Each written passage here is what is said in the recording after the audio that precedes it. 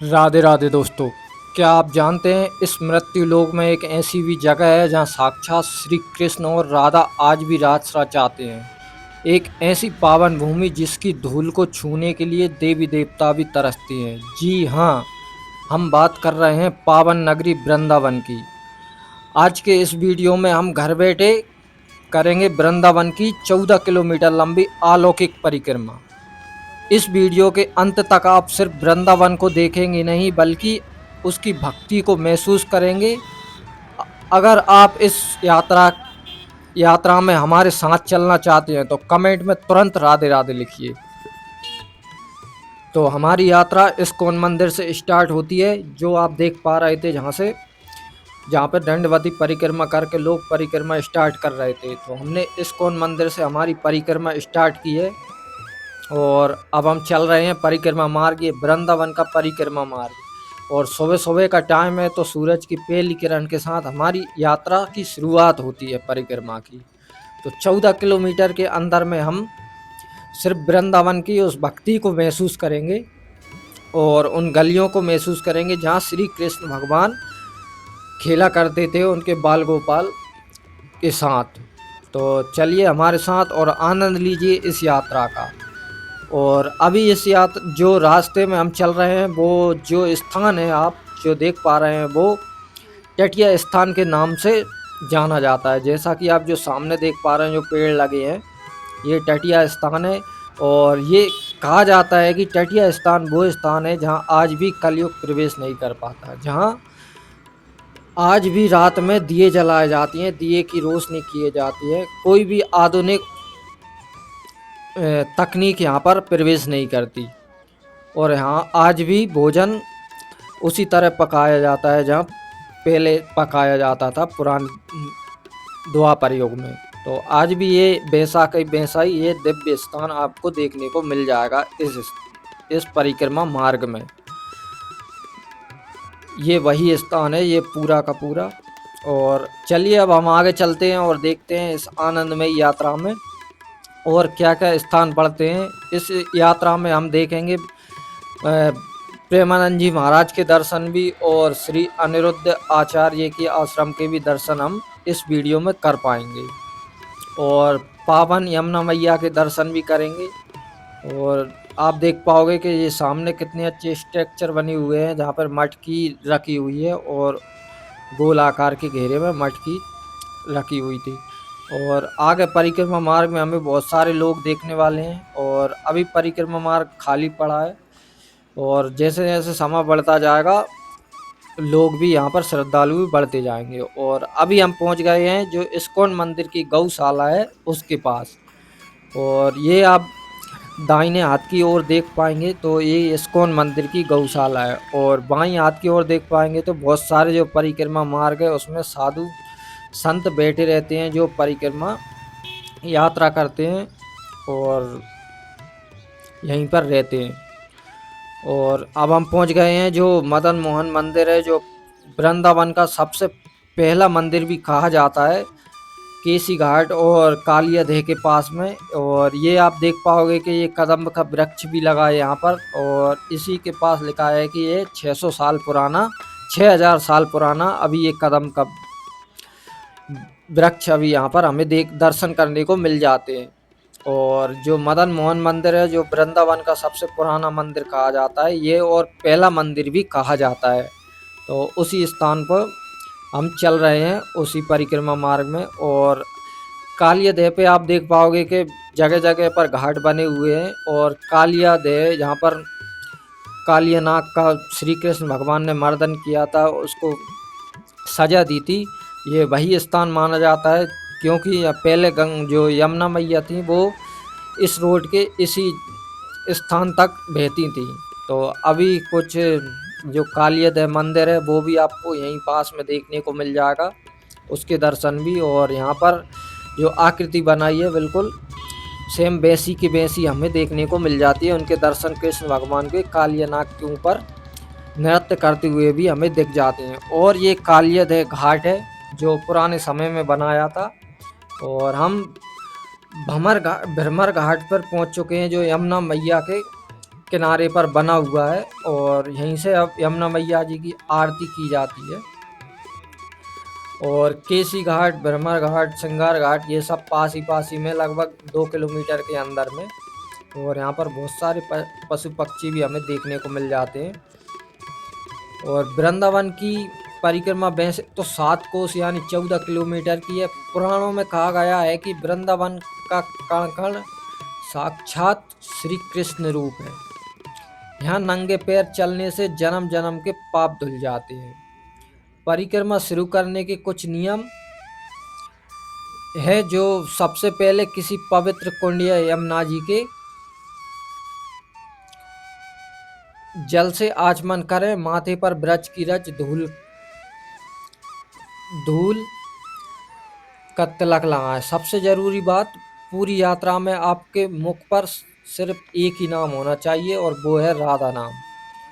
ISKCON मंदिर श्री कृष्ण बलराम मंदिर का भव्य नज़ारा, और वहाँ से भी लोग परिक्रमा करते हैं और रास्ते में हमें ऐसे साधु संतों के दर्शन भी हो जाते हैं, तो परिक्रमा हमारी सफल हो जाती है।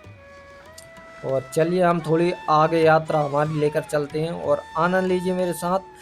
और आप बिल्कुल घर बैठे वृंदावन की यात्रा कर सकते हैं, क्योंकि आप मन में ये सोचिए कि यहाँ पर ये सिर्फ वीडियो नहीं है, यहाँ पर ये परिक्रमा या मार्ग में आप स्वयं चल रहे हो। और कुछ लोग जो परिक्रमा की शुरुआत होती है प्रसिद्ध इस्कॉन मंदिर के पास से, जो सुबह सुबह यहाँ से हमने स्टार्ट की थी, वहाँ से परिक्रमा स्टार्ट कर देते हैं हम। और कुछ लोग यमुना मैया के मंदिर से भी स्टार्ट करते हैं, और कुछ जो मदन मोहन मंदिर हम पीछे देख पाए वहाँ से भी स्टार्ट कर देते हैं। तो परिक्रमा आप कहीं से भी स्टार्ट कीजिए, पूर्ण आपको वहीं आकर करनी होती है। तो और अब हम पहुंच गए हैं श्री प्रेमानंद जी महाराज के जो आश्रम केली कुंज आश्रम में, जो आश्रम के पास रास्ता जो परिक्रमा मार्ग है उसके पास। और आप देख पाओगे कि यहाँ पर लंबी लंबी भक्तों की कतार लगी है, क्योंकि प्रेमानंद जी महाराज अभी दर्शन नहीं दे रहे, सिर्फ एकांत वार्तालाप में आपको दर्शन करने को मिलेंगे। और यहीं बहुत सारी होटल हैं, आप यहाँ रुकना चाहते हो तो रुक सकते हो इसी के पास में केली कुंज आश्रम के, और यहीं से आप प्रेमानंद जी महाराज के दर्शन भी कर सकते हैं। और कुछ ज़्यादा भीड़ भाड़ नहीं होती, आपको आसानी से एकांत वार्तालाप में बैठने टोकन प्राप्त करके आप एकांत वार्तालाप में प्रेमानंद जी महाराज के सत्संग में प्रवेश कर सकते हैं बिन आसानी से। तो आप सुबह सुबह यहाँ पर आइए और टोकन प्राप्त करके आप एकांत वार्तालाप में सम्मिलित हो जाइए, जो प्रेमानंद जी महाराज सत्संग करते हैं सुबह सुबह। तो चलिए हम आश्रम के दर्शन करने के बाद अब अपनी यात्रा आगे लेकर चलते हैं। और आगे की यात्रा हम कुछ जहाँ पर क्या है कि कुछ समय थोड़ा सा बढ़ गया है, लगभग सुबह के 7 से 8 के बीच में समय हो रहा है। तो यहाँ पर परिक्रमा जो भक्त कर रहे हैं उनकी संख्या भी काफ़ी ज़्यादा हमें देखने को मिल रही है। अभी जो प्रेमानंद जी महाराज के आश्रम के पास ये लाडली निकुंज आनंदन धाम है, जहाँ श्री रितेश्वर महाराज जी सत्संग करते हैं, उन्हीं का ये धाम है। आपने यूट्यूब वीडियो या कहीं भी देखी होगी, जो तुलसी की एक छड़ी हाथ में लेकर आपको सत्संग सुनाते हैं, वो बहुत ही प्रसिद्ध और संत हैं। वो आप उन्हें यूट्यूब पर रितेश्वर महाराज के नाम से देख सकते हैं। तो उन्हीं का ये आनंदन धाम आश्रम है। और अब हम पहुंच गए हैं यमुना मैया के घाट पर, जहाँ से यमुना मैया जी की आरती होती है। ये वही स्थान है। और वहाँ से निकलने के बाद फिर हम अपनी परिक्रमा और आगे लेकर चलते हैं। परिक्रमा मार्ग में चलते हुए आपको कुछ ऐसे भक्त भी मिल जाते हैं जिन्हें देखकर आपकी आंखें नम हो जाएंगी। ये भक्त होते हैं जो दंडवती परिक्रमा करते हैं। अभी तो हमें नहीं दिखा रहे, लेकिन बहुत सारे भक्त हमें दंडवती परिक्रमा इस रास्ते में करते हुए दिखाई दे जाएंगे। शाम को लगभग रात को आपको बहुत सारे भक्त ऐसे मिलेंगे जो दंडवती परिक्रमा करते हुए हमें दिखाई देते हैं, जैसा कि आप सामने देख पाओगे हैं। और दंडवती परिक्रमा करने वाले भक्त एक एक कदम लेटकर भगवान को प्रणाम करते हुए 14 किलोमीटर की दूरी तय करना कोई साधारण बात नहीं है। यह शरीर की ताकत से नहीं बल्कि आत्मा के समर्पण से होता है। इसे कहते हैं ब्रज का सच्चा प्रेम, जहाँ भक्त अपने आराध्य के चरणों में पूरी तरह मिट जाने को तैयार रहता है। और जैसा कि हम देख पा रहे हैं कि यमुना मैया की जो घाट था, यहाँ से जो यमुना मैया जी की आरती होती है, ये वही स्थान है। इसके दर्शन हम कर पाएंगे जहाँ से यमुना मैया जी की रोज सुबह शाम मंगला आरती और सुबह आरती दोनों इसी स्थान से होती हैं। ये वही घाट है जहाँ से यमुना मैया जी की आरती होती है, और जहाँ से आप देख पाओगे कि यहाँ पर एक लिखा भी है कि यमुना घाट जो यमुना मैया जी की आरती होती है। और यमुना जी के किनारे चलते चलते बहुत आनंद आता है, और बहुत ही हमें यहाँ पर बहुत सारे लोग श्रद्धालु हमें परिक्रमा करते हुए भी उनके दर्शन भी हो जाते हैं। और हनुमान जी की ये मंदिर और यमुना मैया जी का मंदिर, यहाँ पर आपको बहुत सारे मंदिर देखने को मिलेंगे। और सीधे सीधे हम आगे बढ़ते हैं यमुना जी के किनारे किनारे आनंद लेते हुए इस यात्रा का। तो बने रहिए आप, थोड़ी 15 मिनट में सिर्फ आपको घर बैठे पूरी परिक्रमा का आनंद आपको यहाँ पर मिल जाएगा। और अब हम पहुँच चुके हैं जो यमुना मैया जी के घाट से निकलकर जो अनिरुद्ध आचार्य का आश्रम है उसकी ओर हम चल रहे हैं। और हमें थोड़ी ही दूर में लगभग 1 किलोमीटर के अंदर में हमें जो अनिरुद्ध आचार्य का आश्रम है वो देखने को मिल जाएगा, जैसा कि हम देख पाएंगे। और हम पहुंच चुके हैं श्री गौरी गोपाल वृद्ध आश्रम में, जो विशाल और भव्य आश्रम जो अनिरुद्ध आचार्य ने बनाया है। यहीं पर जो बूढ़ी माँ जो वृद्ध माताएं रहती हैं वो भी यहीं रहती हैं, और अनिरुद्ध आचार्य जो कथा करते हैं वो भी इसी के निचले तल में करते हैं। और इसी के पास चिकित्सालय और गौशाला भी बनाई है जो अनिरुद्ध आचार्य ने जो संचालन करते हैं महाराज जी। और इसी के पास में, इसी आश्रम के पास, और गुरुकुल भी इसी आश्रम के पास में, जो जहाँ पर बच्चों को शिक्षा दी जाती है। संस्कृत विश्वविद्यालय भी यहाँ पर अनिरुद्ध आचार्य का इसी आश्रम के पास में है। और अब हम परिक्रमा में आगे बढ़ते बढ़ते हमारी परिक्रमा जो आखिरी बची है लगभग 1 किलोमीटर की, अब हम संपन्न की ओर जा रहे हैं। तो मेरे साथ राधे राधे का जाप करते हुए इस यात्रा को संपन्न करेंगे हम।